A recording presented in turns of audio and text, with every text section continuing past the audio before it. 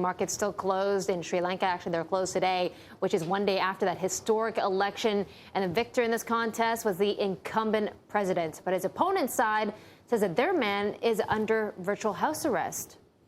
The franchise of the people has not been interpreted properly, has been distorted. The result what has been given out as the ultimate result of the election, which was held yesterday, presidential election, we are not accepting that. Okay, well, let's get more from our correspondent, Arjuna Wickramasinghe, who's on the line from Colombo. And is that true? Is Fonseca under virtual house arrest? Well, Susan, Fonseca and the rest of the opposition leaders are actually staying at a hotel just about half a kilometer from the Bloomberg office here in Colombo. And yesterday, when there was a tense atmosphere developing, we all went down there, and it was like the hotel was under siege. There were close to about 1,000 army personnel outside blocking the entrance, and no one was allowed to go into the hotel.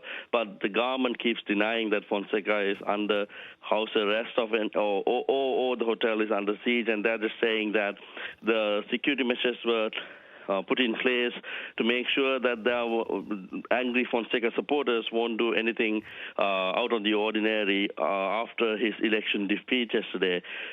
You heard General Fonseca saying just now that they are not willing to accept the result. Be that as it may, he has very few options here. The margin of defeat was pretty big. No one expected such a massive victory for the incumbent president.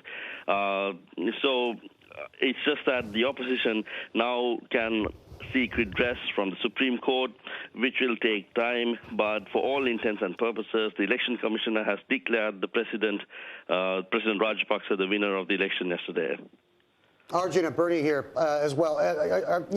Is Fonseca's camp just a very, very small group of voices making a lot of noise, or is the momentum big enough? I mean, is the movement big enough to basically taint the reanointment of President Rajapaksa?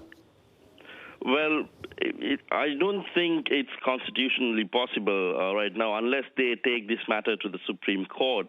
But yesterday, what was pretty evident was when Fonseca was leveling these charges against the government, the silence of the opposition leader. Opposition leader and former Prime Minister Ranil Wickramasinghe, who is the leader of the main constituent party of Fonseca's alliance, did not say anything. Of course, Fonseca said that he's not willing to accept this result, but again, very few options open for him. And his supporters, of course, have been very quiet since yesterday, even when this tense situation was developing outside the hotel where he was staying. So only thing we can do is today to see if Fonseca actually takes this complaint forward and lodges a complaint with the Elections Secretariat, and then takes this matter to the Supreme Court. Arjuna, quick question: what is the response from a lot of the minority Tamil community been? Because after all, these two opponents in this vote were in cahoots. I mean, Fonseca was the head of the military under the president when they finished off the LTTE in the middle of last year. Has there been a response? Is there any kind of concerted response from some of those who feel marginalized in this whole process? Well, the biggest Tamil constituent party in the Sri Lankan parliament, the Tamil National Alliance, that helped Fonseca during the election campaign, they are yet to come out and say anything. But Fonseca, if you look at the election results yesterday, he did tremendously well in the traditional Tamil areas in the north, where the war has been raging on for 26 years. Fonseca bagged most of the votes there in Jaffna and in the eastern parts of the country.